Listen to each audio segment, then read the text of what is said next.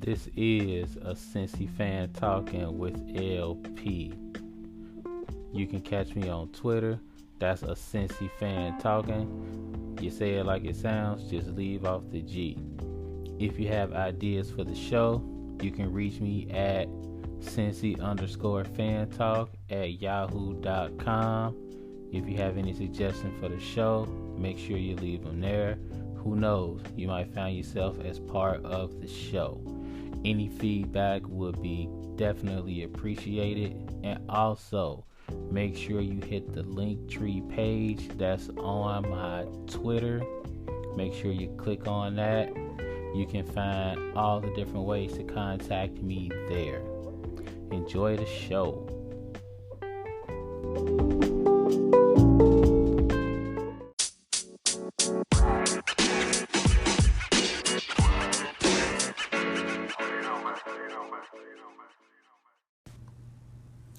Hey there, everybody. Welcome to Cincy Fan Talk.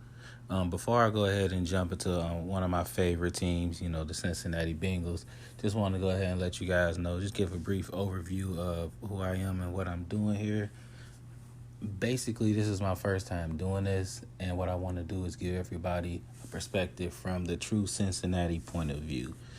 We're definitely overlooked out here as far as sports, basketball, baseball, football, and we wanted to let you know, kind of where we stand. Don't expect 100% analysis and all of that stuff. Basically, you're getting the casual fan point of view. So we're going to go ahead and dive into this right about now. I'm sure you guys are watching the NFL playoffs. I know we are around here. And honestly, I'm always watching it with a big twinge of jealousy. Definitely jealous because I don't know if you guys know this, but as far as football, it's a drought right now here in Cincinnati. Something funny I saw on YouTube. It's been 10,593 days since the Bengals have won a football game in the playoffs. And I'm still definitely a fan. And what really tripped me out was I'm watching O.J. Simpson do a post-game interview with Sam Weiss wearing black gloves. And I'm like, what's going on? Like, this is some type of alternate reality type thing I'm looking at right now. Watching Boomer Esiason talking about how he hyped up to go play the Los Angeles Raiders and play Bo Jackson. I'm really missing those times. Like, I'm old enough to remember how hyped I was when they were in the playoffs. I mean, I remember the Bengals being a good team consistently year in and year out.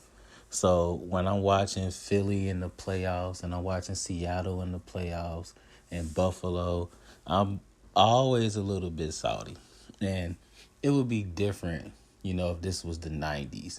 We were just getting blown out and had no hope. Like 2-14 every other year. We're happy to see 4-12 or 6-10. We've really had some good teams in Cincinnati. We've had some really good teams. 2006 we had a really good team.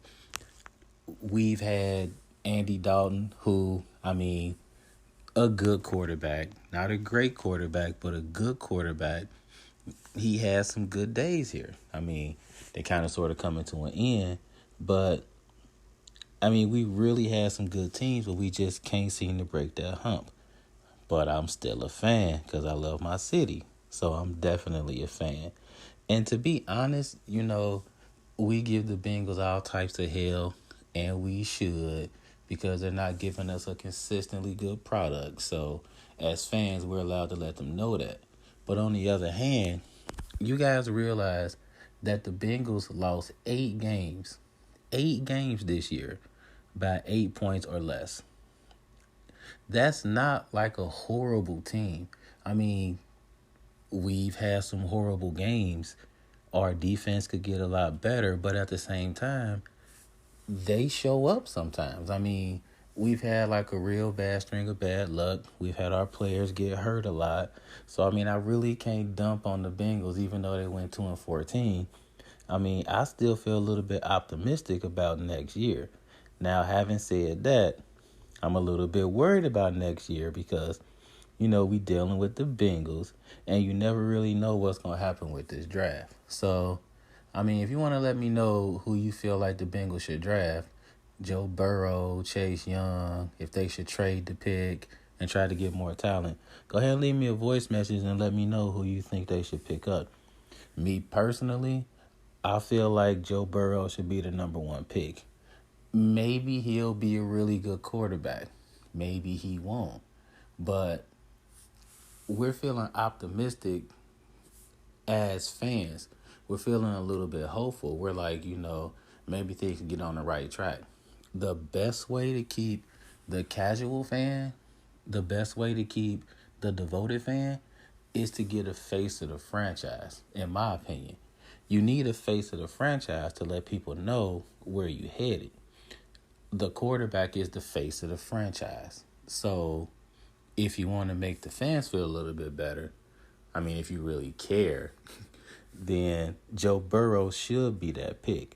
He should be that pick.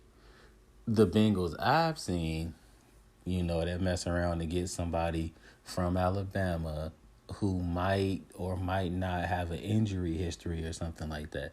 Those are the Bengals that we're concerned about seeing. But I'm thinking that Joe Burrow might be that number one pick. He should be the number one pick. But we'll see what happens. Because we're dealing with the Bengals, and you never really know. But let's see if we get Joe. So definitely let me know what you think. Hit me up on the voice messages. I am going to kind of keep this short because it's my first one. I'll definitely be back at you guys next week where we'll probably talk about some college basketball. We'll talk about Xavier. We'll talk about UC, and we'll kind of see how they're doing. But I'm going to go ahead and sign out for now. If you guys want to chat it up a little bit about Cincinnati sports, you can hit me on Twitter, and that'll be Cincinnati_talk. Again, that's Cincinnati_talk. And I'll be back at you guys next week. Take care.